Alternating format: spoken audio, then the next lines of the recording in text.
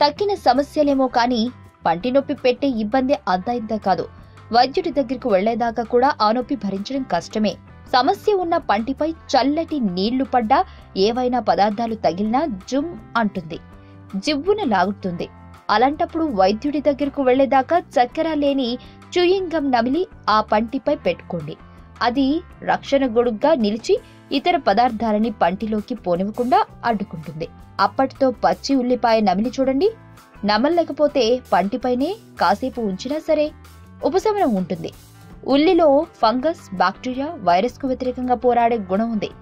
ఒక అరచెంచా ఇంగువ తీసుకుని దానికి 4-5 చుక్కల నిమ్మరసం కలిపి గోరువెచ్చగా చేయాలి. ఈ మిశ్రమం ఓ దూదిలో ఉంచి బాధపడుతున్న పంటిపై ఉంచితే నొప్పి వేగంగా తగ్గుతుంది.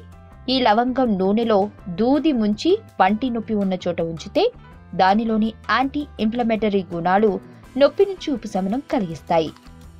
వార్తావాణి న్యూస్ ఛానల్ ఎప్పటికప్పుడు రాజకీయ, సినీ విశేషాలు, స్పోర్ట్స్ మరియు సాంకేతిక పరమైన మరెన్నో విషయాలను మన ముందుకు తెస్తుంది. మరింత సమాచారం కొరకు వార్తావాణి న్యూస్ ఛానల్ ని సబ్స్క్రైబ్ చేయండి.